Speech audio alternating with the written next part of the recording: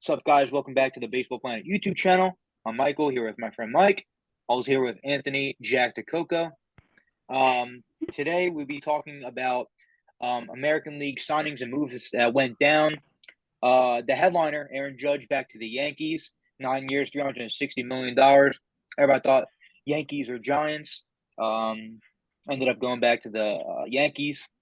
We'll also be talking about Andrew Heaney to the Rangers, Josh Bell to the Guardians, Kenley Jansen to the Red Sox, some Rule 5 news, and Masataka Yoshida also to the Red Sox. So to start off, we're going to be talking about Aaron Judge.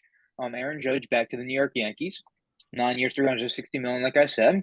Everybody was waiting. When's Judge going to sign? When's Judge going to sign? Judge signed first thing Wednesday morning. And now it kind of started a domino effect. Once he signed, a bunch of other guys fell off the board. I think teams were waiting just to see how his market would play out. Yeah, people were expecting him to go back to the Yankees, but at the same time, over the past few days, Giants kind of came up more and more and more heat. But yeah, it's basically my thoughts on Aaron Judge back to the Yankees. Yeah, so Judge back to the Yankees, obviously. As of Tuesday night, we all thought he was going to go to the Giants because John Heyman decided to tweet that he was probably going to go to the Giants, and then it was a false alarm, and he didn't end up going to the Giants. So I'm sure everyone in San Francisco wants John Heyman's head. But I thought from the beginning that he was going to go back to the Yankees. I thought the Giants were a real threat. They did have a pretty good shot at getting him. The Padres also kind of came out of nowhere and were apparently involved and gave him an offer around 400 million, I believe, which is crazy. They ran on Turner and now Judge. It seems like he left some money on the table because he wanted to go back to the Yankees. But if that's really where he wanted to be, it makes sense. Trey Turner did the same thing by going to Philly. He left some money on the table with San Diego. But that's their superstar player. You can't, if the Yankees lost him, that's just detrimental to their whole brand, their whole team. That's their guy that you cannot lose. He broke a record home run total. He's a superstar. He's huge. Everyone in New York knows him. It's not just about his playing ability. He's obviously one of the best players in the game, but it's about his marketability as well. He's an extremely marketable player, great guy. Everyone in New York loves him. He's a hard guy to dislike, and I think the total contract, what it ended up coming out to, maybe brutal for the Yankees at the tail end of that deal, as they'll have Judge, Cole, and Stan all making huge money in their late 30s. That's not going to be a fun thing for the Yankees to deal with. But for now, bringing back Judge was the right thing to do, and it was something they had to do. First and foremost, I just want to say that was a masterclass negotiation by Aaron Judge. I love the tactic of just scaring the living crap out of the Yankees in order to get as much money as possible out of them. I thought that was brilliant. They had to bring him back. If they didn't, they're already losing the fan base a little bit. They would have. I think there would have been riots in New York. They need to do a lot more than already signed Aaron Judge. They could use another bat, and I know they're in on Rodon, of course, but you can't say enough about how important he was to the team. Carried the team to the playoffs last year, and other than Shohei Ohtani, he's pretty much the face of Major League Baseball at this point. Like Mike said about how marketable he is, and losing a player like that in New York, you want players like that in your biggest market of all. So, like Mike said, contract at the tail end is going to look a little hard with the getting that ninth year. Originally, they just wanted the seventh, as we know, before the season started. But he's the type of player that you pretty much had to give him whatever he wanted because you couldn't afford to lose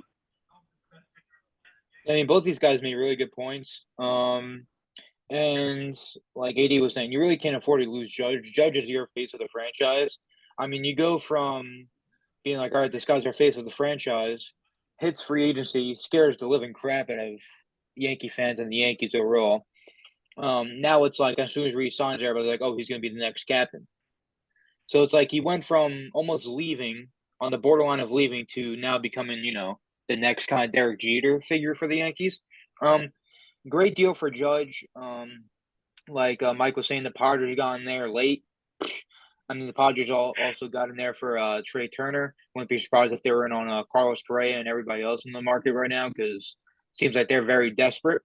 But like honestly, if you would have paired Judge and Soto together, probably would have been one of the best outfields ever. Um, and that's basically about Judge because it's a big headline move, but at the same time, people expected it. It's not like it's like, oh, Judge went here. It's not like he left. He stayed, got the big deal that he deserves, and yeah, that's basically it. Now we're gonna move on. Well, also what AD was saying, they're in on Rodon. At the same time, he says he thinks they need a bat. And I agree, but at this because I think their lineup is pretty weak, other than Judge, Rizzo, and Stanton. Unless I'm missing somebody, apologies. But a guy I could have seen going to them was Yoshida, but obviously he went to the Red Sox. We'll talk about him later. But now to move on. Next up we have Andrew Heaney going to the Texas Rangers, 2 years for $25 million. I like this deal for Texas, getting Heaney. Obviously they got the Grom on that big contract. Now they get Heaney, a guy that was touted by a bunch of clubs so far this offseason, but he ends up going to the Rangers on a nice little contract for himself. Yeah, I'm a big fan of this deal for the Rangers. They got him on a relatively cheap deal compared to the rest of the pitching market, which is extremely inflated right now. The only concern is he hasn't thrown a lot of innings in his career, health wise, so that's a little concerning. But at the same time, last year when he pitched for the Dodgers, he was fantastic in the games he threw. I think he has a high ceiling. Obviously, it's a risk with the injury history. Um, but I really like it for the Rangers because now they have a really solid rotation. I would say one of the better rotations in baseball when everyone's healthy. With DeGrom, they brought back Martin Perez. They got Jake Odorizzi, got John Gray coming back, and now you add Heaney to that. It's a really solid rotation, and Andrew Heaney, I think he's gonna have a really solid year for them. I think he's an underrated guy, and when he pitches, he's pretty good. So when it's Teen Dog Bump Day in Texas, the crowd's gonna get rowdy. Yeah, I know Mike's a huge fan of the Heen Dog. He's been talking about him for about a week and a half straight. It's a good signing for the Rangers. Like Mike said, the whole pitching market is inflated. We'll talk about some of the NL guys that got signed in another video. But obviously, the DeGrom signing was the big one. They needed the ace in DeGrom, but they needed some more pitching depth to form a contender to go with a pretty solid lineup. And Andrew Heaney's a really solid guy to plug in that rotation. 5 guys deep now. There's really not many weak spots in that rotation. Some of the guys like Odorizzi wasn't great last year, but he's a pretty good number 5 to have. So I think that the Heaney contract was a good deal for both sides. The innings pitched, obviously, what Mike said, little risky, and he wasn't that great before the Dodgers last year. But most of those guys go to the Dodgers, they seem to revitalize their career, and I think he'll be fine. I think that they have a potential to compete for a playoff spot now. Yeah, I mean, I feel like I always say it, and I always say these guys make great points, but this is why they're part of the crew because they make good points, and that's why they're also on this YouTube video right now. But Mike's a big fan of the Heen Dog. I like Heaney a lot, but at the same time, looking at all these contracts that these pitchers are getting, you really had no idea what he wanted. I think it came out that he was looking for 4 years. Obviously, he didn't get that. He got the 2 years for 25. But we'll be talking about some pitchers in our National League video that got some contract. It's like, wow, I don't know if he deserves that contract. Um, but some good things said by these guys. We're going to move on to the next player, Josh Bell to the Cleveland Guardians for 2 years, $33 million. Me personally, I really like this deal for Cleveland. I think it gives them another bat in their lineup. They just made the playoffs. I think me and Mike projected them to finish last place in preseason, right before the season started for our predictions.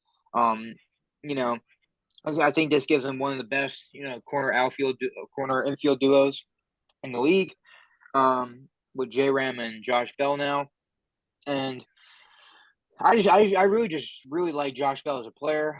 I mean, if I could have picked anybody to be on my team, Josh Bell probably would have been one of the signings that I would have really liked for my team to make. But that's all I got to say about Josh Bell. Oh yeah, this signing I really like it as well. Similar to what Bubba just said. It's a good fit for Cleveland. They were looking for that big power threat. They were in on Abreu. They missed on him. So they go out and get Bell. I think maybe they paid him a little over what he probably should have gotten, but I think it's still a fair deal. Um, the only thing that concerns me is he struggled a bit in the second half in a few of the seasons throughout his career, which is a little concerning. He struggled with the Padres when he got traded there, and he's struggled. I think it might have been his one of his maybe his last season in Pittsburgh that he really struggled in that season. But he's a good player. He could hit for power. He's got a solid bat, and the Guardians they could use some bats. They've got some good pitching there, and they want to show that they still want to compete in 2023. They won't. I think Terry Francona said yesterday they don't want it to be a one and done season where they shock some people. They want to continue to win games in the AL Central, and I think it's wide open for them right now to continue to do that. They almost beat the Yankees last year in the playoffs, so they're gonna try and go back out there and win the Central again. Yeah, good ad for Cleveland. They needed a power bat in the middle of their lineup. They got that with Bell. I think their infield as a whole is pretty underrated now.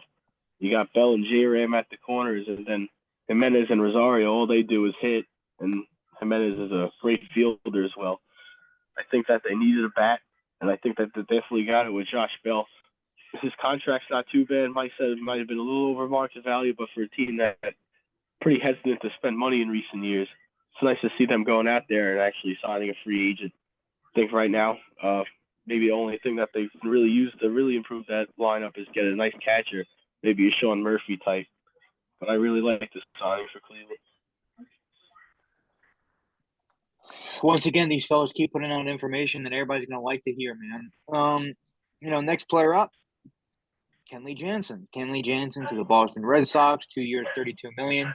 I think this is a terrible contract. Kenley's only regressed over his career. He continues to regress. Decent year with Atlanta, but he's not the same Kenley Jansen that he was obviously in LA. But for him to get 16 mil per year, that's insanely crazy. I mean, it just looks like the Red Sox were insanely desperate to get something done. Their fans were kind of getting kind of losing hope that they wouldn't do anything. But now there's we'll get into it later down the road in this episode. But the fans were starting to get a little riled up that they weren't doing anything. So I think this is kind of like a move. It's like, all right, let's just get something done. And Kenley gets a steal of a contract. Great deal for Kenley, not so great deal for the Red Sox, unless he somehow gets back to his LA self.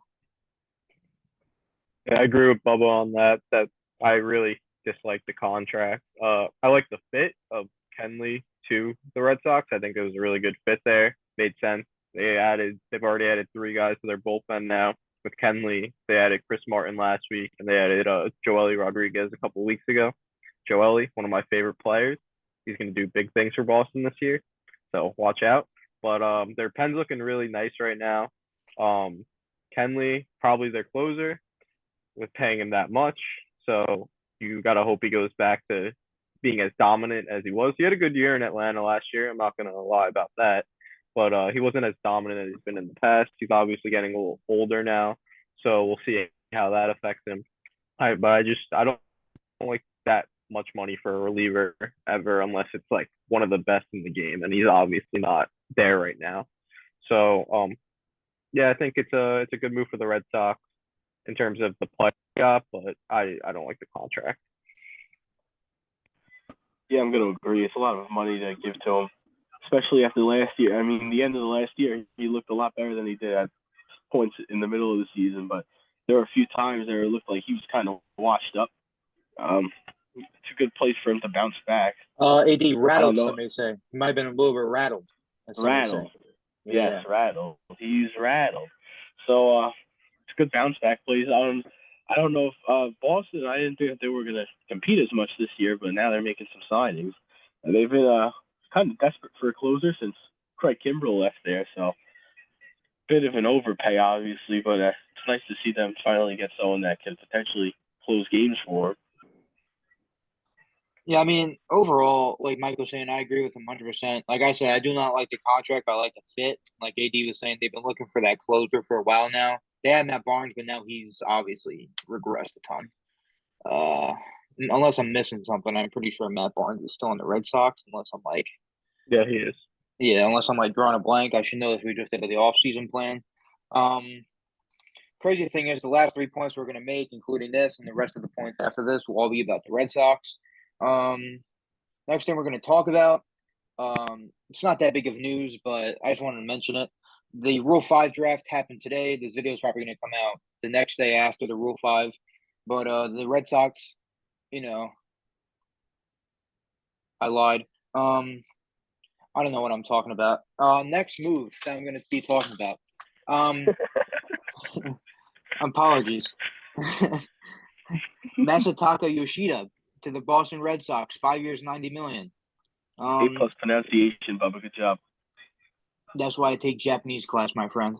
Masataka Yoshida to the Boston Red Sox, 5 years, $90 million. This is a great deal for Yoshida. I really like the fit for the Red Sox. I think this is a guy that could have went to the Yankees. I think it's a guy that could have went to the Mets if the Mets lost Nimmo.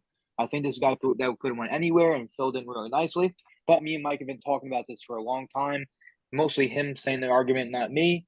Um, he's been saying that a guy like Senga, all the Japanese guys that come over, usually pitchers excel more than hitters. Usually the hitters seem to struggle. You have Suzuki coming over. You have Ha-Seong Kim coming over. Both of them. I think Suzuki had a better rookie year than Kim, but at the same time, Kim was supposed to be like an unreal player. As soon as he came over, so was Suzuki. So hopefully Yoshida can, bring a spark to the Red Sox. I feel like they really need it in that outfield. I'm kind of shocked a little by how much he got. I'd not expected him to get nearly as much as he got. Thought he'd be making around 10 mil AAV for a guy that's never played in the major leagues. It's a pretty hefty contract. I knew the Red Sox were very interested in him. I heard rumblings the past few days that the Red Sox really liked him. He got posted the other day, so they're going to be paying around 100 or so million for his services. I think he has potential to be a solid guy for Boston if he plays like he did in Japan. It's a little bit of a risky signing. They could have went another route, maybe brought back Andrew Benintendi or brought Michael Conforto, Michael Brantley, one of those corner outfield guys in. But it appears they really like Yoshida, that they were willing to pay him that much. So we'll see if it works out for Boston. They have a decent outfield now with him, Verdugo, and Kike Hernandez. I still think they need to add to their offense a little. Probably bring back Xander Bogaerts would help that a lot. Add a catcher, but the Red Sox definitely needed a corner fielder, and they got their guy. I'm looking forward to see what he does this year. He put up, kind of ridiculous numbers in Japan. I think he batted 336 last year, something along those lines. He was very good. He But I also got was on base surprised like by over the a clip of contract. like 400 plus. Yep. As 2002 Oakland A's would love that. The signing was a solid deal for Yoshida. It's a risky move for Boston. I think he'll be pretty solid, but it's always risk with Japanese guys, especially the hitters. When you think of prominent guys that come over from Japan, you really think of Ichiro and that guy on the Los Angeles Angels, But 18 mil a year? I think Wilson Contreras got 7.5. Obviously, it's a different market with the corner outfielder and the catcher, but pretty hefty price to pay for a guy that's never played a Major League Baseball game. So high risk, high reward signing. We'll see what happens. I think I like to see Boston throwing their money around a little bit though, since I think Bogarts needs to follow, like Mike said, and they could use maybe a first baseman or something like that.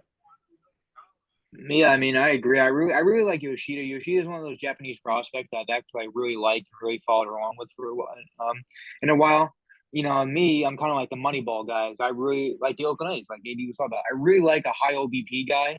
I feel like every team needs a high OBP guy.